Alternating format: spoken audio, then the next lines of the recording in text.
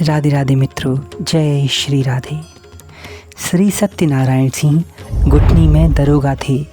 वहाँ से श्री बाबा का सरयू तट वाला आश्रम लगभग 14 मील दूर था। दरोगा जी को लड़की का विवाह करना था। व्यवधान आ जाते थे, अतः शादी तय नहीं हो पा रही थी। पत्नी की सलाह पर वे 1956 के दिसंबर में बाबा की कृपा प्राप्त करने के लिए सपरिवार 12 बजे दिन में बाबा के आश्रम पहुँचे। मित्रों, वर्तमान में बाबा का समाधि स्थल वृंदावन में यमुना जी के किनारे स्थित है। पता सामने आ रहा होगा। इस पते पर पहुंचकर आप बाबा के आश्रम पहुंच सकते हैं। बाबा के दर्शन करने के लिए आप आश्रम के ऑफिशियल चैनल देवराय पर जाकर श्री महाराज जी को प्रत्यक्ष रूप से भी देख सकते हैं और अष्टांग योग ज्ञान भक्ति के कई सारे प्रवचन सरकार जी से वहां लाइव सुन सकते हैं। वीडियो में आगे बढ़ते हैं।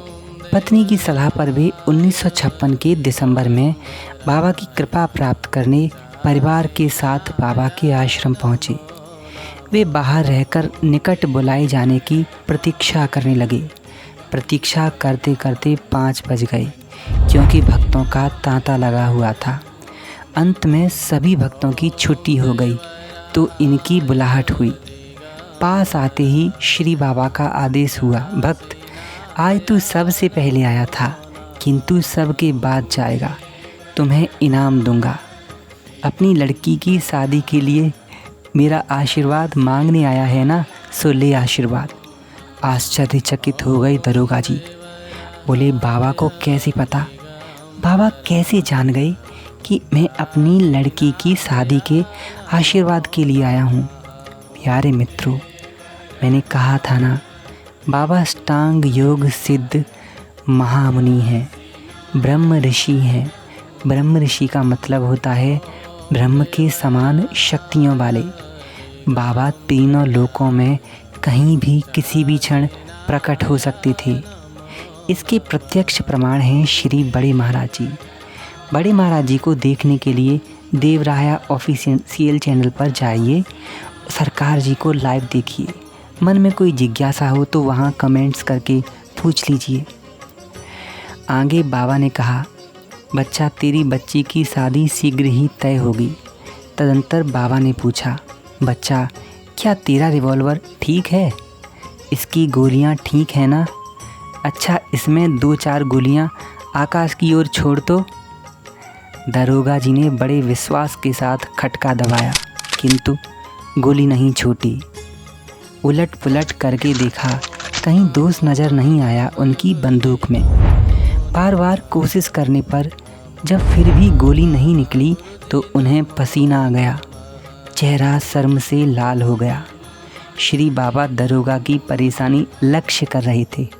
हंसते हुए बोले, अरे भक्त, तेरा रिवाल्वर जाकड़ी है और इसकी गोलियां भी जाकड़ी, किंतु इसी पर तुझे अपनी रक्षा का भरोसा भी है।